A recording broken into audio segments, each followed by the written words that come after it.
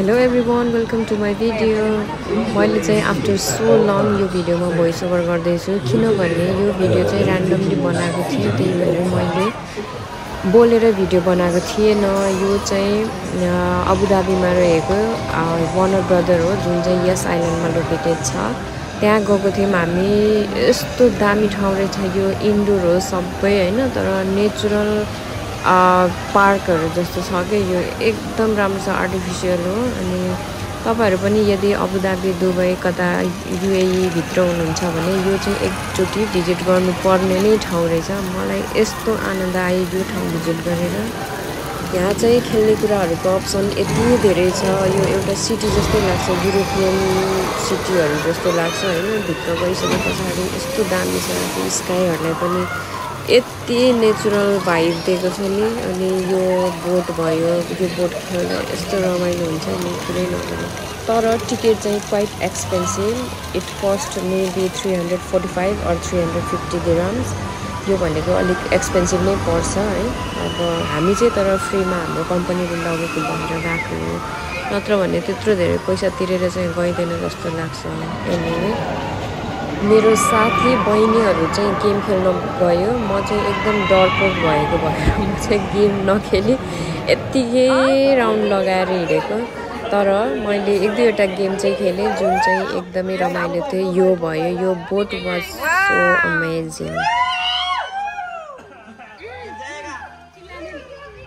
इधर नहीं आएगा क्या गिरेगा?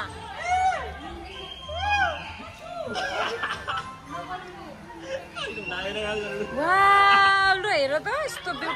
Oh no, achoo! It is so cool. Okay. عدم رش الماء. يجب إبقاء اليدين والساقين داخل المركبة في جميع الأوقات. I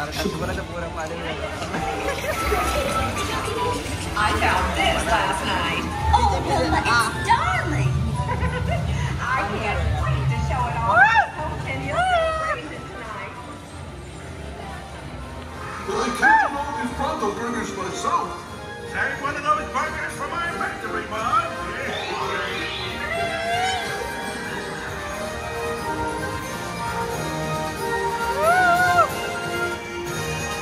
Attaboy. Come on, easy, Tito. Attaboy, now.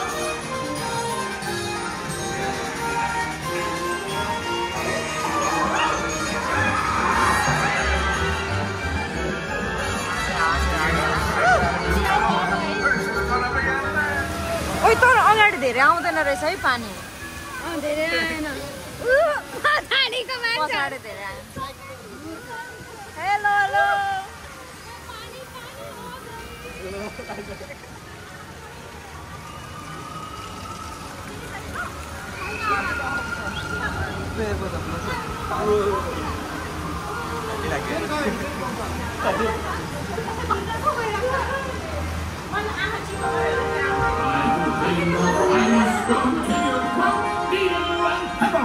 Looks like Tito's good for something, friend. This is the best stone patio I've ever been to. It's the only stone patio you've ever been to.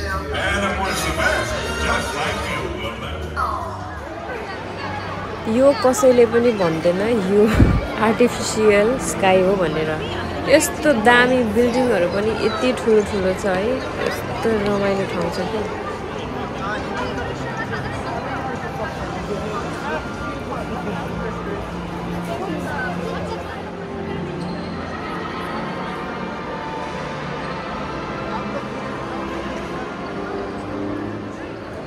यति बेलासम्म चाहिँ हामी आधी जस्तो game खेलिसकेको थियौँ। अनि भोक लागेको भएर रेस्टुरेन्टको खोजीमा थियौँ। हाम्रो टिकटमा चाहिँ खाना पनि इन्क्लुडिङ थियो, त्यही भएर हामी रेस्टुरेन्ट खोज्दै थियौँ।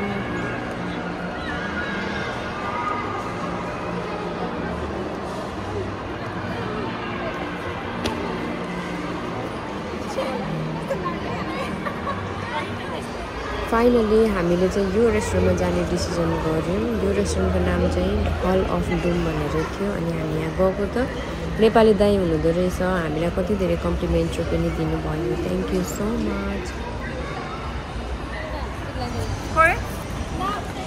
प्राइस नसकेसम्म म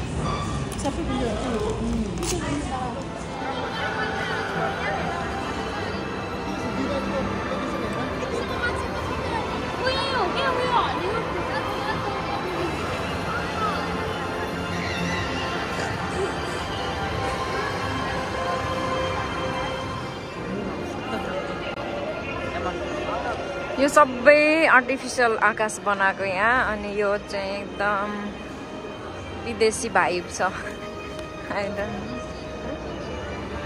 यो चाहिँ एकदम विदेशको यो अरू यो मिडल इस्ट होइन अरू देशको स्ट्रिट हो जस्तो क्या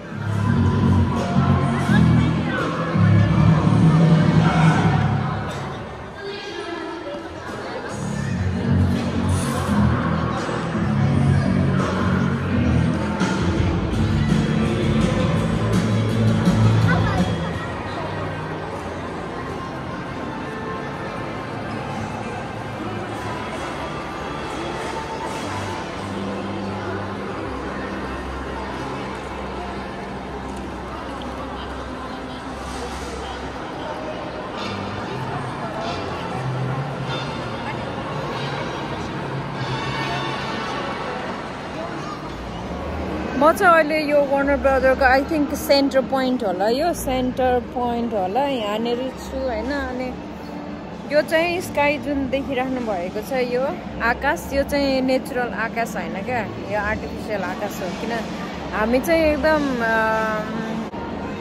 इन्डोरमा छौँ तर यो चाहिँ आउटडोर जस्तो देखिन्छ यहाँको स्ट्रिटहरू हेर्दा तर यो आउटडोर चाहिँ होइन यो इन्डोर हो किनभने यो आर्टिफिसियल स्काई हो